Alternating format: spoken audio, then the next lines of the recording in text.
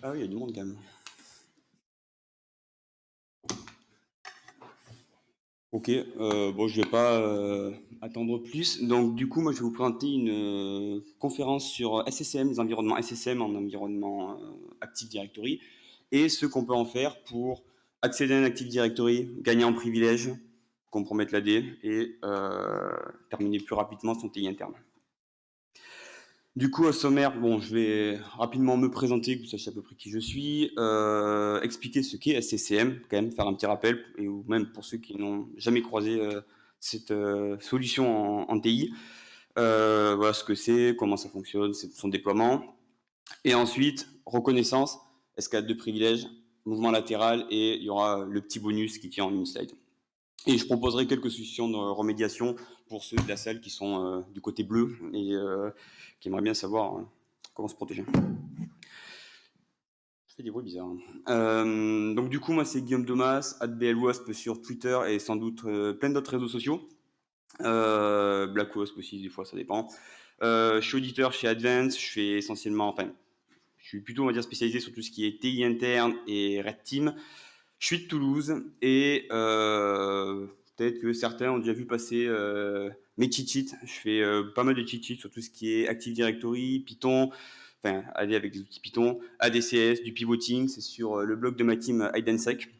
On faisait du Hack the Box il y a quelques années. Et sinon, je participe au projet Hacker Recipes de Shutdown, ça m'arrive souvent. Et des fois, je fais des trucs sur GitHub.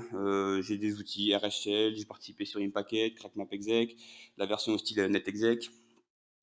Et voilà, si vous me cherchez sur GitHub, c'est Blackwasp. Du coup, maintenant, qu'est-ce que c'est SCCM?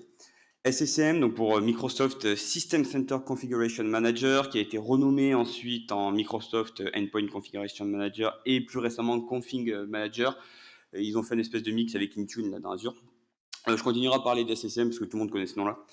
C'est une solution que vous pouvez déployer dans un Active Directory, notamment, et ça permet de centraliser, on va dire, l'administration de votre parc, installation d'applications, de déploiement de scripts, déploiement de mise à jour, configuration, vous pouvez faire du déploiement d'OS, vous pouvez intégrer le boot PXE, vous pouvez gérer les utilisateurs, vous pouvez faire plein de choses depuis cette solution. C'est évidemment complètement optionnel, hein, c'est pas forcé de l'installer, et les licences coûtent extrêmement cher.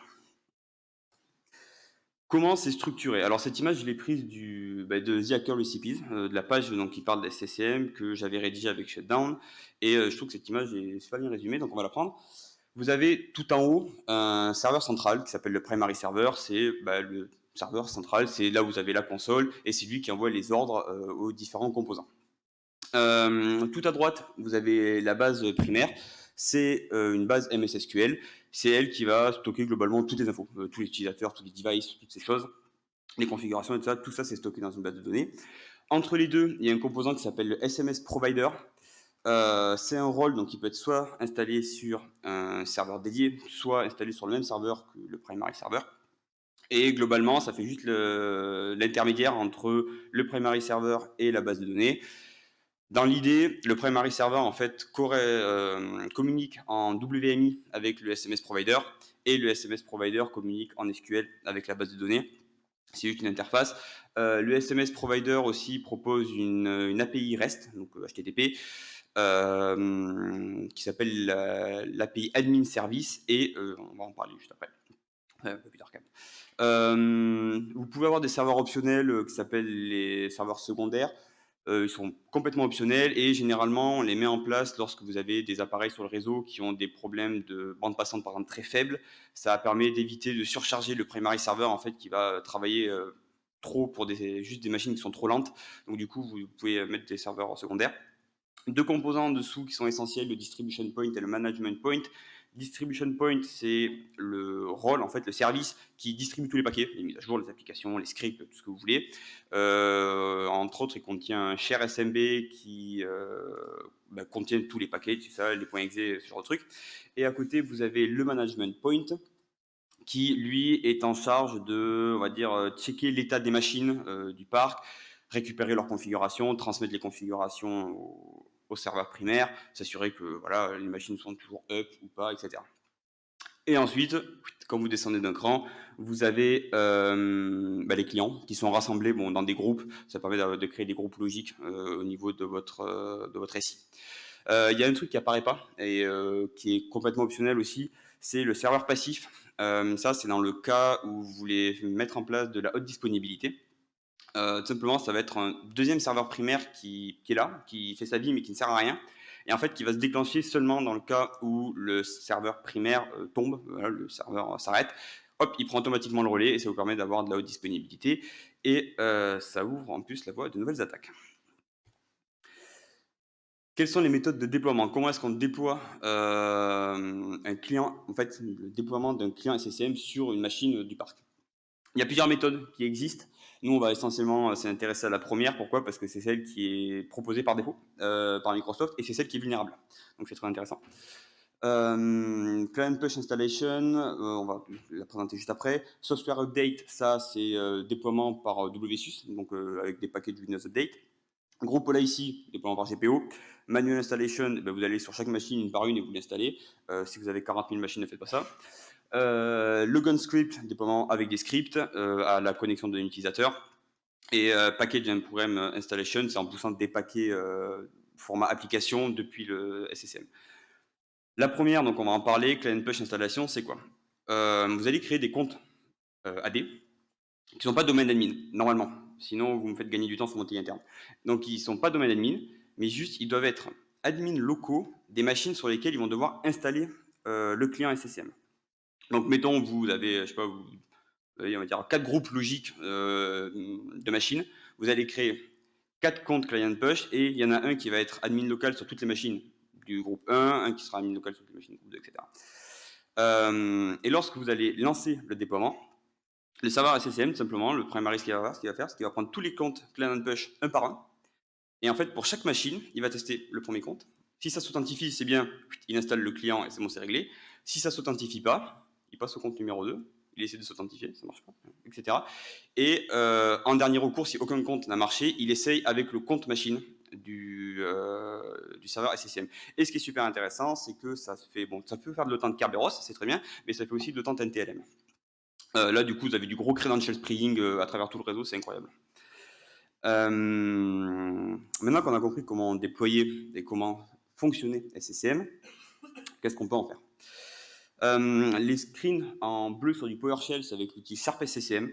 Les screens dans du Bash qui sont énormes avec énormément de lignes, c'est SCCM Hunter. Les deux ont leurs avantages. Moi, je préfère le Python.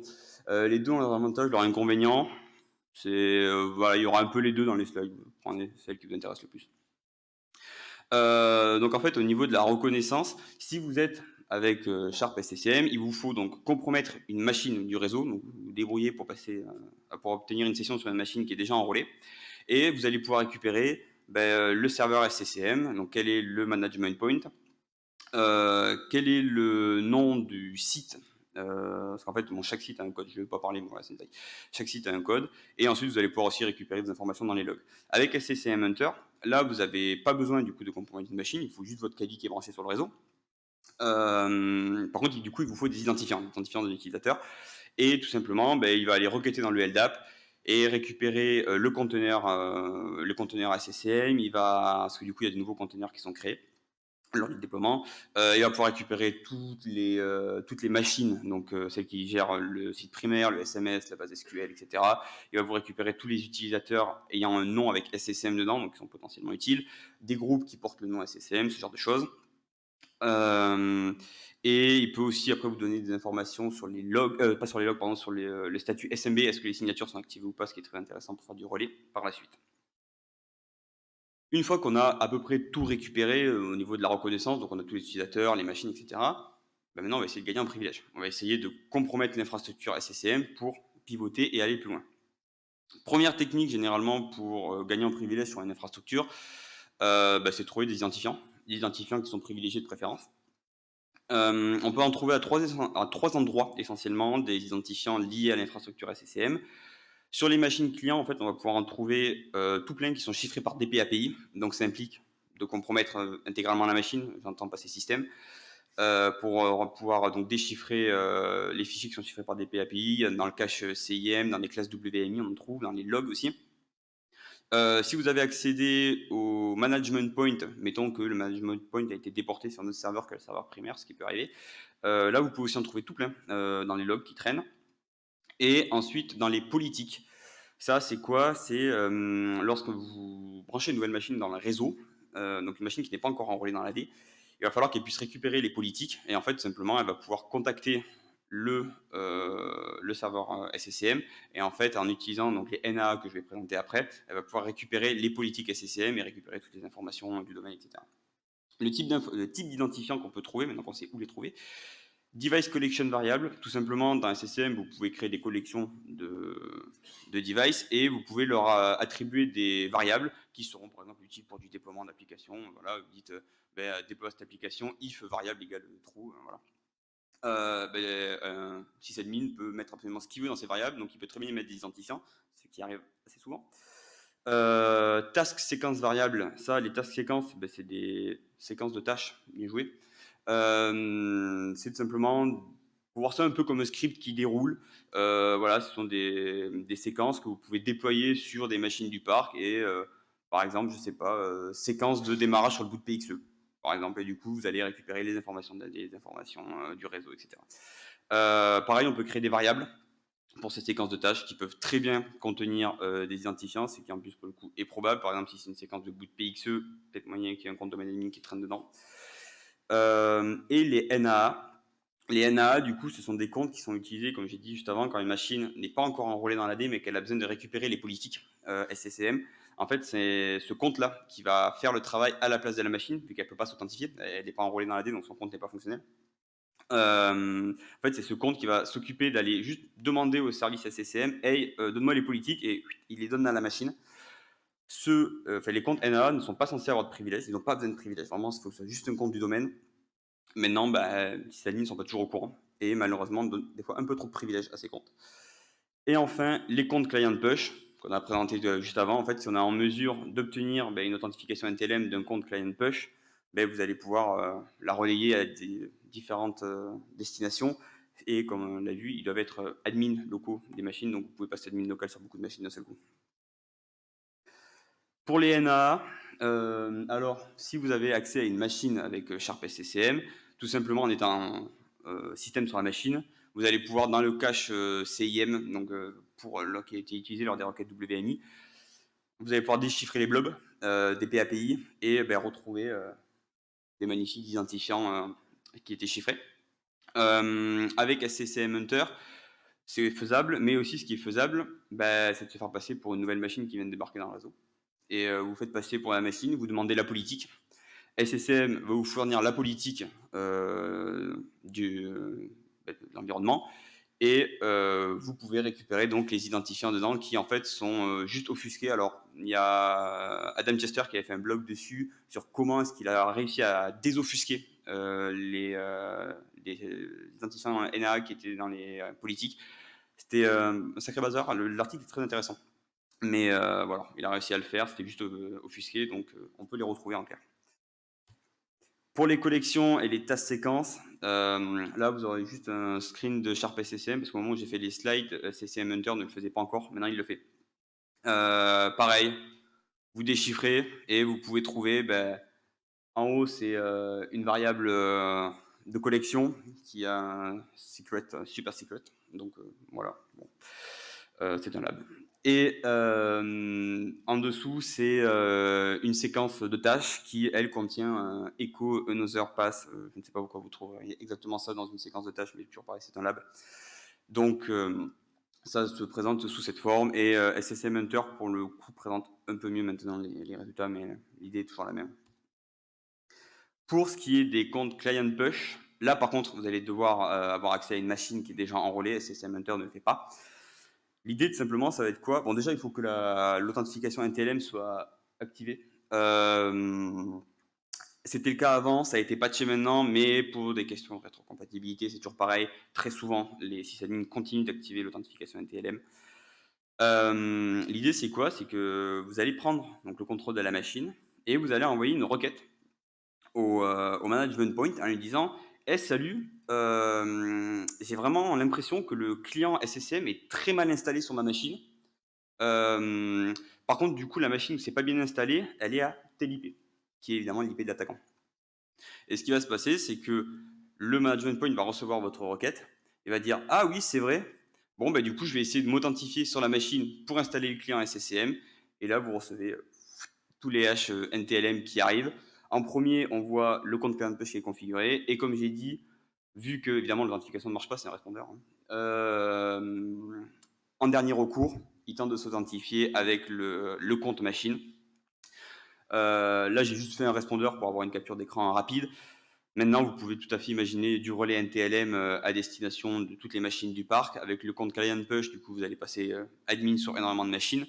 Avec le compte machine du serveur SCCM, si, bon là c'est du NTLM V2, mais si c'était du NTLM V1, vous pourriez drop the mic, tenter de relayer à destination du LDAP pour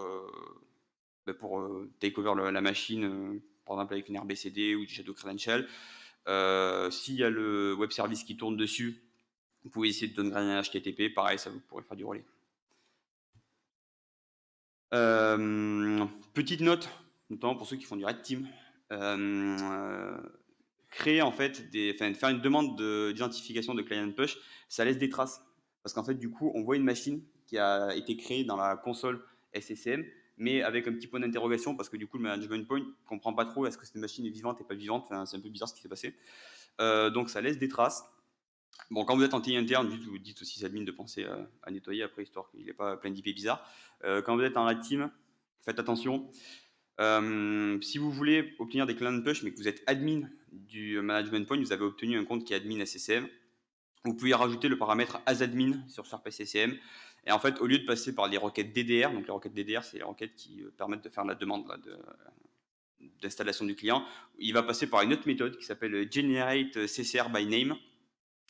Et en fait, ça va créer directement une demande de création d'une configuration client. Et là, ça ne laisse aucune trace. C'est beaucoup mieux. On va parler de direct takeover. Donc là, c'est les techniques qui vont permettre de gagner en privilège en compromettant directement le serveur SSM. Toutes les techniques de takeover se basent sur du relais NTLM. L'idée, c'est quoi? C'est que lorsque vous êtes dans un environnement assez vaste, souvent pour des questions de load balancing, vous allez installer les différents services sur différents serveurs. Vous allez avoir le primary server sur le serveur 1, le SMS provider, vous le mettez sur un deuxième serveur, la base SQL sur un troisième, etc. Ce qui est très intéressant dans une installation SCCM, c'est que globalement, tous les serveurs de l'infrastructure doivent être admin les uns des autres. Du coup, ça donne beaucoup de possibilités de relais.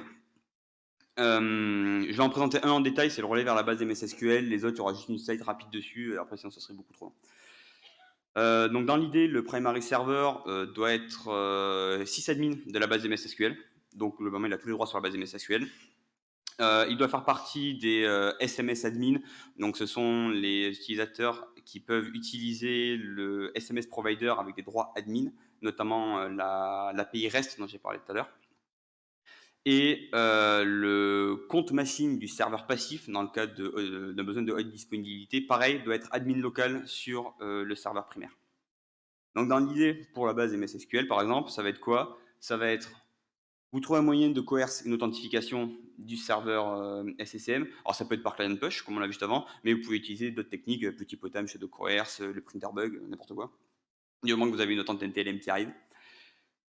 Ça passe par votre machine, vous coercez donc vers vous, relais vers la base MS SQL, donc relais NTLM, et à partir de là, en fait, vous avez donc une session authentifiée en tant que le serveur SCCM sur la base MS SQL, et là, vous allez pouvoir, en fait, tout simplement rajouter un nouvel utilisateur full admin dans la base MS SQL, vu que tout est stocké, pour un utilisateur que vous contrôlez. Et là, vous êtes full admin SCCM. Donc, pour mettre quelques screenshots SCCM Hunter, première commande, celle-là, en fait, elle vous permet juste de générer d'un seul coup, en une commande, toutes les commandes SQL qu'il va falloir taper. Il n'y en a pas énormément, en vrai, il y en a 4 ou 5 à taper, mais là, il vous met tout en mode staked, et du coup, vous aurez juste à recopier ça. Vous lancez votre relais NTLM. Ouais, alors j'ai conscience, c'est infâme à lire, hein, mais bon, voilà, vous l'avez quand même sous les yeux. Je vous passerai les slides si vous les voulez. Tout simplement, en fait, vous faites un relais à destination du service MS SQL. avec directement la query intégrée, ou alors sinon vous pouvez ouvrir un SOX et les taper manuellement. Vous vous débrouillez pour obtenir une authentification du serveur SCCM, un coerce, et en fait, lorsque le relais va arriver, ça va passer vers MS SQL, et là, en fait, ça va exécuter toutes les commandes une par une. Et si on vérifie ensuite avec Sharp SCCM pour voir qui sont les admins, les admins SCCM, on voit que notre utilisateur Carole, alors oui, c'était effectivement l'utilisateur Carole qu'on voulait ajouter, l'utilisateur Carole est bien devenu full admin alors qu'il n'était pas du tout full admin à la base. Ça, c'est deux autres techniques que je ne vais pas présenter plus que ça. La première, c'est pour relier à destination du SMS provider. Donc là, en fait, vous allez devoir relier à destination de l'API REST. C'est très intéressant parce que l'API, c'est une API REST, donc c'est du HTTP/HTTPS. Par défaut, il n'y a pas de vérification de la signature NTLM. Donc là, au niveau relais, c'est grandiose. Tout est intégré dans NTLM Relay X. La PR n'a pas encore été merge, donc si vous voulez l'utiliser, allez voir dans les PR qui sont encore open. Et donc là, pareil, même chose, vous allez relayer à destination du SMS provider, ajouter le compte de l'utilisateur que vous contrôlez, et pareil, il devient full admin. Deuxième cas, c'est dans le cas d'un serveur passif. Là, en fait, vous allez relayer à destination donc, du serveur primaire, donc vous relayez l'authentification du serveur passif vers le serveur primaire. Et vu qu'il est admin local, vous allez pouvoir dump les bases qui contiennent l'identifiant, la SAM, le LSA. Et en fait, dans la SAM, vous allez récupérer, non, dans le LSA, pardon, vous allez retrouver le HNT du compte machine du serveur primaire, vu que vous venez de le dumper. Et le serveur primaire étant, comme on l'a dit juste avant, full admin sur le SMS admin, vous pouvez en fait l'utiliser pour ensuite vous créer un compte full admin pour un utilisateur que vous contrôlez déjà. Mouvement latéral. En fait, comme on l'a vu, donc SSM, ça permet d'administrer toute l'infra. Maintenant que vous êtes admin, le but, ça va être de pivoter. Et normalement, vous avez beaucoup de possibilités. Première chose, tout simplement, interroger les classes WMI pour obtenir plus d'informations techniques sur l'environnement. Vous allez pouvoir voir quelles sont les machines, qui sont les admins locaux sur les machines, quelles sont les applications installées, en quelle version. Vous allez pouvoir récupérer quasiment toutes les informations de configuration que vous voulez sur l'environnement et quels sont les autres admins de l'environnement. Donc ça, c'est juste pour de l'énumération, mais ça va permettre d'avoir plus d'informations. Autre possibilité, tout simplement, déploiement d'appli de script. Ça sert à ça à la base des CCM. Les quelques restrictions, quand même, évidemment, il faut que la machine type soit active. Il faut qu'il y ait un client SSM installé dessus. Et il faut qu'elle soit tout de même atteignable sur le réseau. Typiquement, il ne faut pas qu'il y ait un firewall au milieu qui bloque tout. Bon, ça serait un peu bizarre, mais pourquoi pas. Pour viser une machine spécifique, on peut vérifier par exemple quels sont les derniers utilisateurs connectés dessus. Enfin, plutôt si vous visez un utilisateur, vous voulez obtenir l'identifiant de l'utilisateur, vous pouvez voir sur quelle machine il s'est connecté dernièrement. Vous pouvez voir s'il est marqué comme utilisateur primaire de la machine ou pas. Il y a de fortes chances qu'il soit connecté dessus s'il est utilisateur primaire. Et à savoir que lorsque vous déployez une application sur une machine, vous pouvez la déployer en tant que le compte système de la machine, en tant que l'utilisateur qui est actuellement connecté sur la machine, ou en tant que l'utilisateur primaire de la machine, donc l'utilisateur qui est marqué primary user dans l'environnement SSM. Pour trouver les utilisateurs primaires d'une machine, il y a une commande intégrée à Sharp SCCM. Tout simplement, vous tapez get primary users administrator, administrateur ou qui vous voulez, l'administrateur, et ça va vous sortir en fait les machines sur lesquelles il est marqué utilisateur primaire. Vous récupérez la ressource ID de la machine et vous allez pouvoir utiliser cette ressource après pour la viser et installer une application dessus ou un script. Et donc là, on a Sharp SCCM donc, qui permet d'installer une application. Deux possibilités, soit vous installez vraiment une application, donc un point .exe, et ça peut vous servir, je sais pas moi, une chose, obtenir un reversal, démarrer votre beacon pour avoir un callback sur le C2, ce que vous voulez. Ou autre possibilité, peut-être un peu plus discrète, c'est d'indiquer que la ressource à installer, donc le point .exe à installer, se trouve sur un share distant, donc un partage SMB sur la machine contrôlée par l'attaquant. Et là, en fait, vous allez obtenir du coup une authentification NTLM de la part du compte machine, vu que il faut bien qu'il accède au share en fait lors de l'installation. Sharp SCCM permet de tout automatiser, vous pouvez aussi tout faire manuellement. Et donc là, ce qu'on voit, c'est qu'on obtient bien donc, une authentification NTLM de la part du compte machine. Ce qui est assez intéressant, c'est qu'on voit aussi une authentification des comptes NA qui viennent, vu qu'en fait l'authentification n'a pas marché, parce que c'est un répondeur, donc voilà. On voit qu'en fait il essaye aussi de passer avec les NA en se disant ah bizarre, peut-être que la machine n'est pas enrôlée. Ça c'est quelque chose que j'ai pas vu dans les différents articles que j'ai lus, mais je l'ai constaté, en fait, à chaque fois, le NAA vient s'authentifier lui aussi. Ça peut être intéressant s'il est très privilégié, typiquement s'il est domaine admin. Service CM Pivot, ça c'est un... Ça c'est marrant, j'ai inversé les slides, bon, c'est pas grave. Service CM Pivot, ça c'est un service qui permet de faire de l'énumération plus avancée qu'avec les classes WMI qu'on a vu tout à l'heure. Les classes WMI, c'est surtout pour la partie plus les serveurs SSM en eux-mêmes. Là, CM Pivot, ça permet vraiment d'administrer tout le parc. Et donc là, pareil, on va pouvoir voir énormément d'informations sur les différentes machines. Et ça passe par l'utilisation de l'API REST Admin Service dont on a déjà parlé juste avant. Ce qui veut dire que vous avez besoin d'être administrateur déjà sur l'admin service pour utiliser le service CM Pivot. Et ça se présente comme ça, pareil, Sharp SCCM. Bon, là, pareil, c'est un screenshot super long. Mais voilà, vous lui demandez les administrateurs sur une ressource en particulier et ça vous fait la liste de tous les administrateurs locaux. Ça se base sur un langage spécifique à Microsoft qui s'appelle, je ne sais plus comment, mais en cherchant CM Pivot, vous le trouverez dans la doc de Microsoft et vous verrez toutes les requêtes qu'il est possible de faire. Ça ressemble un peu à du SQL, mais mélangé à du Bash. Et l'API Admin Service qui, elle, peut aussi être utilisée donc, pour déployer des scripts, cette fois-ci, pas des applications, et faire tout plein d'autres choses. Mais avec SCCM Hunter, vous pouvez, par exemple, créer aussi des nouveaux admins SCCM. Donc, on a vu tout à l'heure les techniques avec du relais. Là, quand vous êtes déjà admin, vous pouvez en créer des nouveaux. L'avantage, faire des backdoors, généralement, ou alors faire de la validation de script, à savoir que un utilisateur ne peut, en fait, un administrateur ne peut pas déployer un script PowerShell, le valider et le faire exécuter. En fait, quand il crée un script PowerShell, par défaut, il doit être validé par un autre utilisateur admin avant de pouvoir être déployé. Donc, ce que vous allez faire, c'est que vous allez créer un nouveau compte admin. Voilà, vous avez Dave qui n'était pas admin, maintenant il est admin. Vous identifiez la ressource que vous voulez, sur laquelle vous voulez exécuter un script PowerShell. Donc là, on va dire la base MS SQL. Donc, on récupère la ressource ID. Et ensuite, on va créer un nouveau compte, un nouveau script PowerShell. Donc là, qui fait un ajout d'un add user. Add user, c'est un script à moi qui ajoute un compte user et me passe admin local de la machine, simplement. Vous créez ce nouveau script.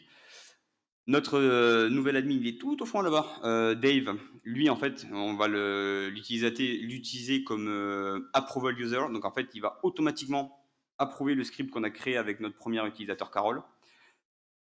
Et ça va l'exécuter sur la machine. Et si on vérifie avec netexec en bas, on voit que c'est bon, on est bien pwned et on est bien passé admin local avec notre compte dessus.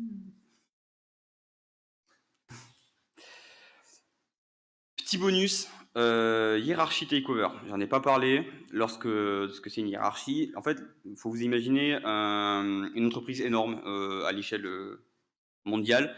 On va dire qu'elle a un site SCCM par pays, par continent, par ce que vous voulez. Vous en avez un pour la France, un pour l'Allemagne, un pour la Chine, un pour les États-Unis. C'est très pratique, mais si vous voulez tout administrer en vous connectant à chaque site un par un, c'est pas super pratique. Donc vous pouvez rajouter ce qu'on appelle un CAS, Central Administration Service, ou système, bonne question. Et en fait, c'est un serveur qui va se rajouter en plus au-dessus de tous vos sites. Et en fait, depuis ce CAS, vous pouvez administrer chaque site, quel que soit leur emplacement. C'est super. Pourquoi ? Parce que par défaut, lorsqu'un utilisateur est promu full admin sur un site SCCM, le CAS le propage full admin sur tous les sites SCCM. Je vous laisse digérer l'information. Donc en fait, ça veut dire que vous faites votre TI interne en France, il y a un SCCM, vous passez full admin, vous pouvez penser la boîte à l'échelle internationale. C'est assez pratique. Et du coup, il n'y a rien de particulier à faire, il faut juste réussir à passer full admin sur un site SCCM. Quelques idées de remédiation maintenant. Voilà, quand même, je vous en présente quelques-unes. N'utilisez pas Client Push. C'est pas super, ça fait des relais NTLM de partout. Il vaut mieux préférer la Software Update Base, donc la solution avec les packages Windows Update. Petit prérequis, vous faites un serveur WSUS dans votre environnement. Bon, dans les gros environnements, généralement, il y en a un. Donc, du coup, voilà, utilisez WSUS. Pensez à le configurer en HTTPS, sinon on peut faire du man in the middle s'il est en HTTP. De manière générale, évitez de laisser des identifiants partout. Enfin, c'est tout bête, mais en fait, c'est quand même un peu la base. Notamment si vous avez besoin des NAA que vous en configurez, pensez à ne leur donner aucun privilège. Ils n'ont pas besoin de privilèges, ces comptes. Comme ça, au pire, si on arrive à en obtenir un, bon, on a un premier user, mais on n'est pas domaine admin de suite. Ça laisse un peu de temps pour nous détecter. Forcer la signature NTLM partout. Vous passez tous les SMB en required, vous activez l'EPA, notamment pour HTTPS, LDAPS. Mettez en place du cloisonnement réseau efficace. Oui, bon, c'est bête dit comme ça, mais mettez des VLAN et des firewalls. Et tous les serveurs et utilisateurs admin, j'entends, de l'architecture, tout l'environnement SSM doit être considéré comme tier 0. Donc, si vous avez réussi à mettre en place un bon tiering sur votre AD, vous passez tout dans le tier 0. Il faut que ce soit avec les DC et avec la PKI. Quelques remerciements. Advance, ils m'ont laissé quand même pas mal de temps, vu que c'est Advance, ils m'ont laissé pas mal de temps pour faire ces slides et faire mes recherches. Et Mayfly, pourquoi? Parce que j'avais déjà fait cette présentation à la Advance en octobre dernier, et ceux peut-être qui l'avaient vu, ont dû voir peut-être que c'était pas le même lab dans les screenshots. La présentation a complètement changé, mais c'est pas non plus le même lab. Ce qui s'est passé, c'est que j'avais un lab, et lorsque j'ai voulu faire cette conférence, je me suis rendu compte que toutes les licences avaient expiré sur mon lab. Il fallait que je remonte tout. Ceux qui ont déjà monté une infra SSM savent à quel point c'est un enfer à monter. Et il s'avère que Mayfly, avec son outil Goad, a créé un environnement SCCM qui est tout automatisé. Vous lancez le point .sh, ça vous montre toutes les machines de coup avec le client, etc. Il n'y a pas encore tout qui est déporté, mais on ne peut pas faire toutes les attaques, mais on peut faire l'essentiel. Donc du coup, merci à lui d'avoir fait ça, parce que ça m'a fait gagner énormément de temps, genre une semaine. Donc c'est quand même super sympa. Là, si vous voulez prendre des photos, c'est le moment, c'est toutes les références. Si vous voulez aller beaucoup plus loin, Hacker Recipes, c'est moi qui ai écrit la page avec Shutdown et des collègues à lui. Et après, bon, il y a pas toutes les cités, il y a beaucoup de SpectreOps parce que c'est eux qui ont énormément travaillé sur le sujet, comme souvent quand ça tourne sur le sujet de l'AD. Adam Chester, HTTP 418 InfoSec, lui, il a fait 2 articles, dont le deuxième qui est très intéressant, qui vous explique en détail comment monter un environnement SSM dans le but de le poncer. Donc, pour faire un lab, c'est super. J'aurais aimé avoir ça avant de faire mon premier lab tout seul et de galérer très longtemps. Et ensuite, Goad de Mayfly, qui est super pratique. Et il en a fait d'autres labs qui parlent essentiellement de l'AD et ce genre de choses. Allez voir, c'est vraiment bien pour vous entraîner. Et je pense que j'ai fini.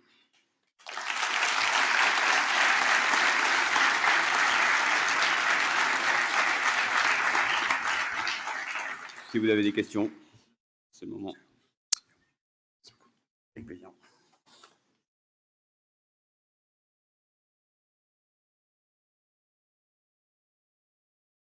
J'ai assommé tout le monde, c'est génial.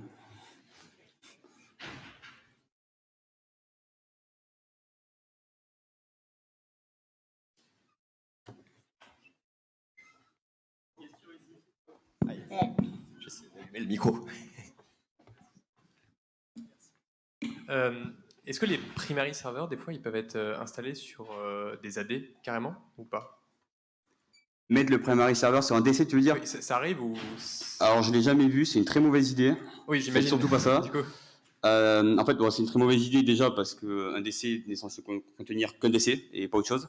Et deuxième très mauvaise idée, c'est que toutes les ressources liées à l'infrastructure, donc SCCM, la base MSSQL, etc., ça bouffe énormément niveau ressources hardware, notamment au niveau de la RAM. Mais vraiment, ça bouffe. Et donc, mettez pas ça sur un DC parce que, et en plus, ça baissode assez facilement quand même. Donc, ouais, c'est pas cool d'avoir un baissode sur le DC. Mais je l'ai jamais vu et j'espère ne jamais voir, sinon je mettrai une critique dans le rapport.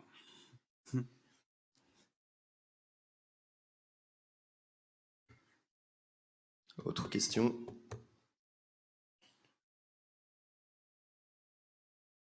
Bon, merci beaucoup.